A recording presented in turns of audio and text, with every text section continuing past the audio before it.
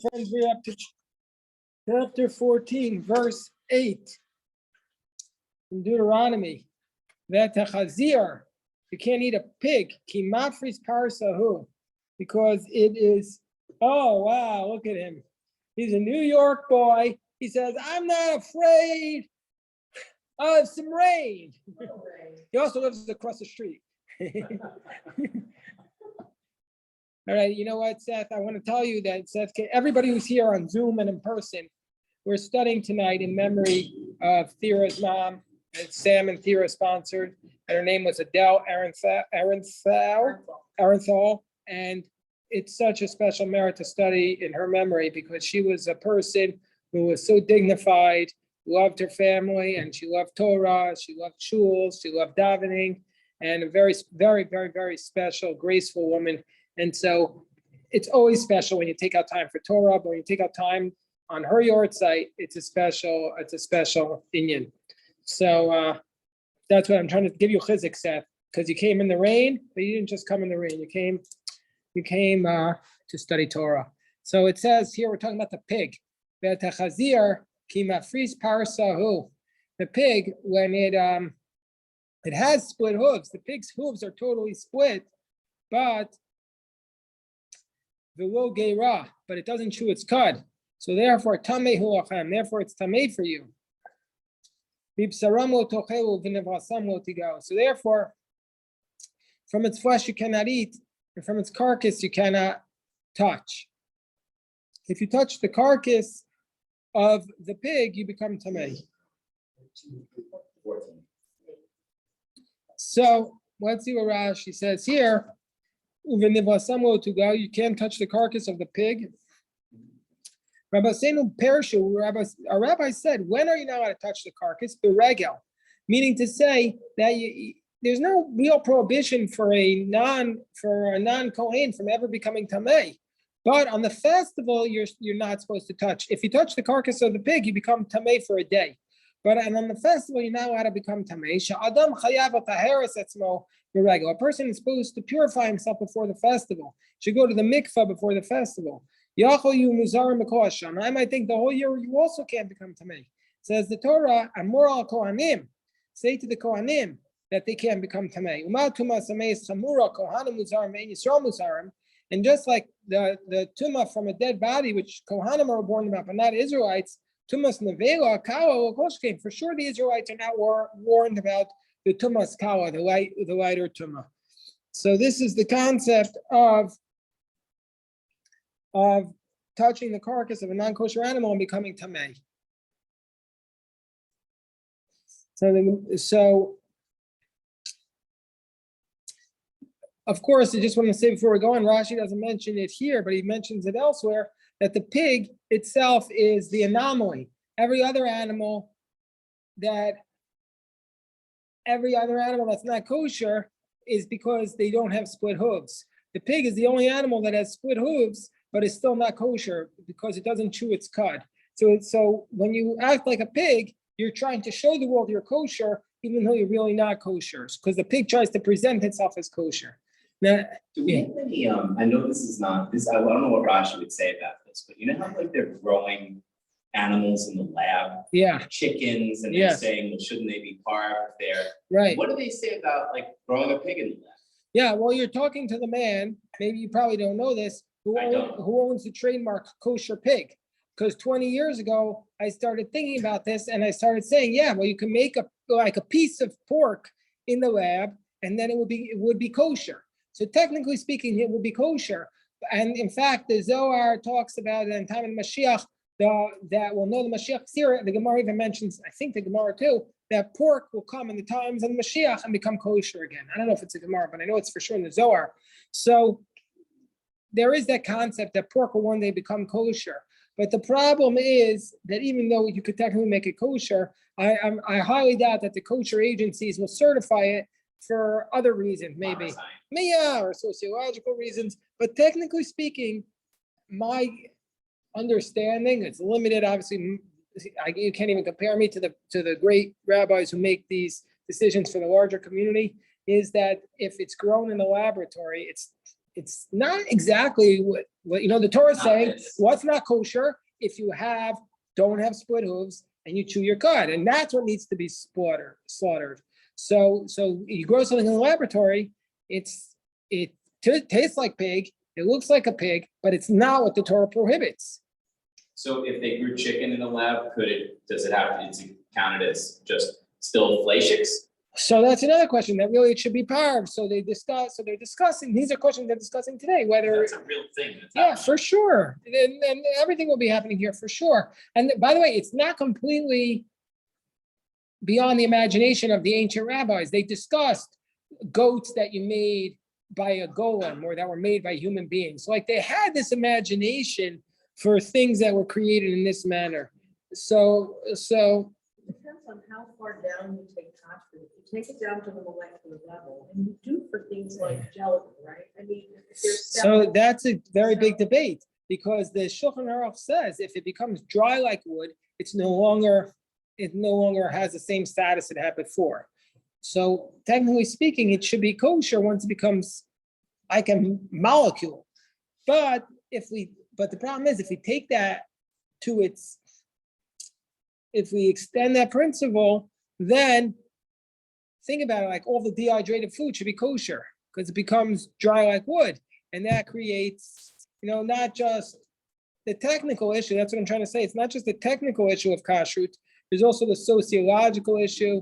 There's the spirit of the law. There's societal norms. So I'm not expecting, I'm not holding my breath for them to say that pork is kosher. But technically speaking, if it's made in this way, it will be kosher. And I just want to point out, to my mind, if you're going to give a hashgacha to marijuana, which they are doing, like the edibles, then why not give it to pork like this? I mean, like if you're giving them something dangerous. I don't think anybody says marijuana is not kosher. No, you're giving it to edibles. No, but they're giving it to the edibles.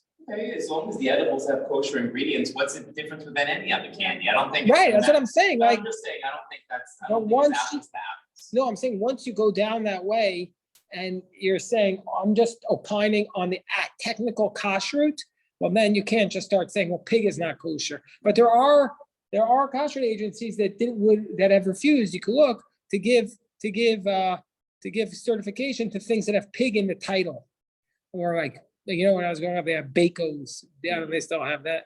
They do. Oh, it's horrible, but those are kosher. Okay. Anyway, we go Bacos. Yeah. All right, so we go on. We've done one verse. It said, "Tochum mikol asher b'mayim." This is what you shall eat from everything in the water. Wait 1 second. Hold on. Yeah.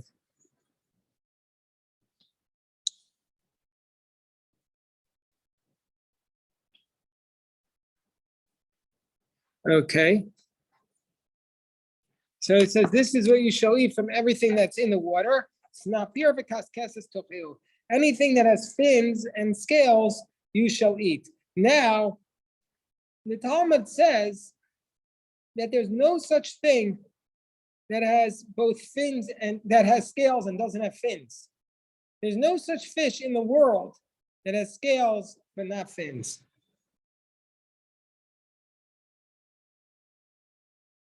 Sam, so why does it say you need fins and scales? The Talmud asked that question. Have fins and not have scales. Yeah, but there's no thing that has scales and doesn't have fins. So it should just say any fish that has scales is kosher. Why does it have to say if it has fins and scales? So now I'm just talking off the top of my head, but I remember the Gemara, and I remember the Gemara gives two answers, and I remember the first answer is Lahag del Torah v'yadir. The Torah just wants to give us more Torah to study. I have to look it up and see the second answer. Maybe Rabbi Yosef can look up the Gemara on this spot and find the second answer to that question. Well, in the meantime, we'll take Mr. Chef Jerry's question. Yes, Jerry. There is a fish that has scales but no fins, and lots of Jews eat it. It begins with the letter S, but I've forgotten the full name of the fish. Sturgeon? Sturgeon, right? I think it sometimes has scales, and No, sometimes it doesn't. I That's think why the it's- sturgeon, the problem with the sturgeon is, I think, again, I'm speaking from memory, which is not a good idea, so you can always check on me. But I believe what the sturgeon problem is that it has scales in the water, and when it comes out of the water, it loses its scales. And that's why there's a debate on it and whether it's considered to have fins and scales. But you can search that up right after you search up the Gemara and Chul, and it talks about fins and scales. Mhm. It's not here on Sefer, so it must be in Vayikra. Oh, okay, no, but it is. You could Google it. You could just I'm Google saying, that right. question. I'm All right. sure. Okay, I can't. That's the problem. I half remember things. It's a big problem. All right. So now the verse tells us the koasher ein lo. It's not pure for kaskesa. So tochelu tamehu. Whatever does not have fins and scales, you cannot eat. It's not kosher. Next verse. Kol tzipor tahora tochelu. Any bird that is kosher, you shall eat. Kol tzipor tahora tochelu. Any bird that's kosher, you shall eat. What does this mean? You can eat every bird that's kosher. Lahatir meshulachat sheba mitzorah. So if you have the bird of the mitzorah that was sent away, you could eat it. So what do you mean the bird of the mitzorah? So when a person who has tzarat, this biblical disease, this skin disease that the Bible talks about, we call leprosy in English, that you take two birds, you kill one, you pour its blood into a vessel, and you dip the other one in it, sprinkle it on the leper, and then you send away the bird. So that bird is kosher, that you could eat it. Okay. Yes, Jerry. I heard on NPR yesterday or the day before that leprosy is a bacterial disease, slow growing, and is easily cured by taking some antibiotics. Yeah, that could be, but when the biblical disease of tzaras is not leprosy. I said leprosy just because I want the people to understand what I was referring to, but it's almost certainly not leprosy. But I just used that term so people could understand it. Apologize for the confusion and imprecision. So it says so now every bird is kosher except for these birds. So the birds that we're going to list are the only birds that are not kosher. But the problem is, These are the majority of birds. no, they're not the majority of the birds, but we don't know exactly what these birds are. So therefore, the Gemara gives certain signs for the kosher birds. So we can only eat a bird that we have a tradition about, because we're also not 100% certain what the signs are. There's a debate about that. So the practice amongst the Jewish people is to only eat the fowl that we have a tradition that it's kosher. That's why there's a whole debate about the turkey, whether we can eat a turkey if there's no tradition that it's kosher. So this is the ones that you cannot eat: the nesher, the paras, and the The nesher. Now, what's the nesher? But in modern Hebrew, I believe it's an eagle. The paras in modern Hebrew, I think, is the vulture. I'm not. And then the ozniya. Let's see what Rashi says. This is what you cannot eat. Meaning to say, to prohibit them even when it's slaughtered. Even when it's slaughtered.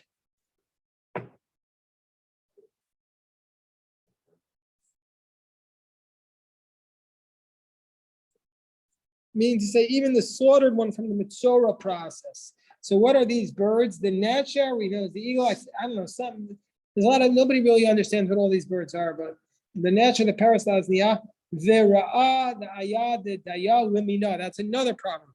It says the ra'ah, the ayah, and the daya, limina, according to all its species. So here it could be anything that it's not just these birds, anything like it. So that could be infinite. That could be infinite. Let's see what Rashi says. The ra'ah v'tayah. So Rashi says, Hira, hi ayah, hi daya. These are all the same type of bird. They're all so the problem is in Leviticus, when they list it, they don't list the ra'ah. So Rashi says the ra'ah is a description of the ayah and the daya. So why is the bird, why is it called ra'ah? Sheroa b'yoser, because it sees very well. What do you mean it sees very well? It sees very well. Shelo yitem pitchon peh, v'ba'al din lachok, shelo ya'osra koreh osa ra'ah. Because we don't want to give a pretext for a Baal Din, for a litigant to argue. So shaloya osra koreh osa ra'ah, so that the one who says it's prohibited should not call it ra'ah. Ba'ala atir omer zo dayashma o ayashma v'zo lo asar akasuv. So therefore, we want to describe it so that people cannot argue that it's a different bird. Uba'ofos parocha tameim, and by non-kosher birds, the Torah lists the ones that are not kosher, whereas by animals, the Torah lists the ones that are kosher, to teach you sha'ofos hatorim murubim al tameim v'fikach parat etemuat, because there are more kosher birds than non-kosher birds. Therefore, it lists the non-kosher birds. Yes, Rabbi Yosef. I just wanted to say that even if we don't know specifically what these birds are, they're all birds of prey, and so I'm not saying that that's the reason for the mitzvah, but for sure, all of these birds do not live where people live in houses. It's all wild, and Yeah, but the problem with birds of prey are not kosher, but not all birds that are not birds of prey are kosher. no, but all these birds that are listed are ones that live in the wild. They're not living in Washington or in Fredericton. I don't know about that. I got one of these is the atalef, which is not a bird, but it's a bat, and that's not in the wild. That lives in Washington. We got bats in Washington. But I still think it falls into what Rabbi Yosef is saying, that is a scavenger, and these birds are all aggressive scavengers. I mean, that's even the bats. Yeah. So is Rabbi Yosef trying to say that like any bird, like cardinals or whatever, should be kosher? They're not. No, there's 4 simanim of kosher birds, and then there's a negative that's not a bird of prey. First, so they have to have these specific signs to be kosher. So that's called orev lamino. Every orev according to its species. And then the batayana, I think that's the ostrich, the tachmas, the shachaf, the nates. I think the nates is a hawk, limine, according to its species. That hakos, the yanchuf, vatinshamet. I think tinshamet is another name for a bat, also, right? Rabbi Yosef could tell us all this. Here it's translated as white owl. White owl. Oh, tinshamet's an owl. Okay. What's an owl in modern Hebrew? Tinshamet? Inshuf. A regular owl is inshuf. Inshuf. So this is a white owl. The shalach is usually the seagull, I think. And then the chasida is the crow. Is the crow. Nafa. So the dukifat we just had recently in the Gemara in Gittin, 69 or 68, which was talking about the case of that Shlomo Melech was able to get the shamir by tricking the dukifat. Remember that story about the dukifat, the hoopoe bird, which is, ironically, Israel has selected the national bird of Israel is a dukifat, which is a non-kosher bird. Did you get that, Dean? But it is beautiful. That Israel selected a non-kosher bird as its bird. But it is very beautiful. It's a beautiful bird. Wow. So here Rashi says that tinshamet is in Old French the calva soris, which is the shwave swari, the bald mouse, i.e. the bat. The shalach is hashoa dagim min hayam. The seagull takes fish out of the water. Some say it is a cormorant, sea raven. And then there's the duchifat, which is the tarnagol abor, the wild rooster. In Laz, it's the hurup, the karbol tokfua. Its comb is doubled over as a comb over. Okay. The kol sheretz ha'of tamei lachem. Anything that's a creepy crawly bird, creepy crawly and flies, is not kosher. Lo yeyachelu. You cannot eat it. Kol tahor tochelu, any kosher bird you can eat. So let's see what Rashi says. Sheretz ha'of, heiman nemuchim, these are the low-lying ones. Haroch hashimar, which creep along the earth, kagon zvuvim, like flies, tzurayim, wasps, hagavim tmeim, and the non-kosher grasshoppers, him kareem sheretz, they're called the shratzim. But if it's a kosher bird, you could eat it. Kol tahor tochelu. You can eat a kosher bird, below tamei, but not the impure ones. Bali tein say, I will say, comes to put a positive commandment on the negative. The chema behema. Yes, Jerry. Aren't there some Eastern Jews that eat grasshoppers? Locusts. When I was in, Aren't locusts grasshoppers? well, that's just like a terminology. So there are certain ones that are kosher.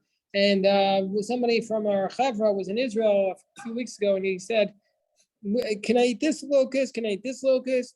So I sent him I told him to ask our friend Ari Zvitovsky, who's an expert, and he told him which ones he could eat. I don't know if he actually ate it, but Zvitovsky eats it, and people, I mean, I'm sure it's just like any other animal. Like, why would you think one animal is more disgusting? Once you're eating an animal, like you eat the animal. I mean, it's just what you culturally grew up with, right? Like, I think the Chinese eat dogs or something. I don't know, right?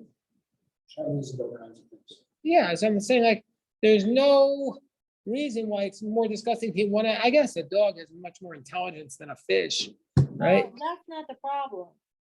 What's the problem? It's how the dogs are prepared for you, which is to torture them and beat them, because that's considered to make them more tender and ready. What? Maybe What are you talking about? The locusts? The dogs. He's talking about dogs. Oh, yeah, but they mutilate the animals to eat them too. You think they treat the animals well when they prepare them for slaughter? The chickens. There are no dogs that are being eaten that are treated well in killing. It's not legal in Korea. It's not legal in China. But I didn't say anything about Korea. I'm just saying. I went through this too, thinking, oh well, we farm lambs, so what's the difference between farming dogs? Well, the difference is I withdraw. dogs are ritually tortured. I take it back. I was ignorant. I appreciate it. Yeah, and they're Thank not. you for educating me. Thank you. It's not a good thing. Yeah. Very bad. Sorry. Very bad. I'm sorry. And Jerry, yes. My friend Rachel, when she saw a Chinese meat market, a street meat market, she said, "Wow, anything that moves, the Chinese eat." I don't know if that's accurate, but I do miss your friend Rachel. She was a great woman. She was a great woman. She was a very special woman. Okay, so hold on. Kol tahor, any kosher animal you could eat. Rashi says, below tamei, but not the non-kosher. Bali tein asay, aros asay. Comes to put the positive commandment on the negative. So too with animals. This you can eat, but not a non-kosher animal. I say, Jerry, you asked me this yesterday. A negative that comes from a positive commandment is a positive commandment. This is where you can infer, meaning to say, any kosher animal you can eat, but a non-kosher animal you cannot eat. So therefore, we learn from here that there's both a positive, and so too with other animals. It says this you can eat and this you cannot eat. So if it says you cannot eat a non-kosher animal, so therefore you have a positive. You're in violation of a positive and a negative commandment by eating that. Okay, then it says asher b'sharecha, to the stranger in your midst, in your gates, you shall give it. You cannot eat any carcass. To the stranger in your midst, in your gates, you shall give it. You sell it to the non-Jew. Because you're a holy nation to Hashem. Do not cook a kid in its mother's milk. Let's see what Rashi says here. This refers to Adin, made it back. This refers to the resident alien. Right? No, I'm saying you made it back to yeshiva. Shekibel alav. Baruch Hashem. We're glad you made it safely in this weather. Baruch Hashem. Ger Toshav, a resident.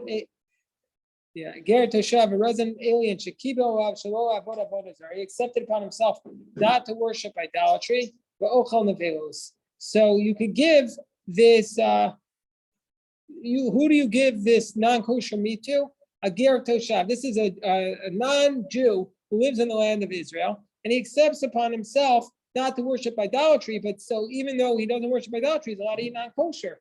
So you could give it to. What's the difference between the rules for Ger Toshav and the Shem Mitzvot B'nai Noah? So that's a very good question. Does he need to accept the 7 Noahide laws? And so that's a dispute amongst the Rishonim, amongst medieval authorities, exactly what that is. Yes, Jerry, and then we have to stop here. Jerry. No, I was going to mention the 7 Noahide laws. Right, so some say that is the Ger Toshav, but it's not according to everybody. Some say he has to go formally in front of the court and declare his allegiance. Right, let's stop here the recording, and I want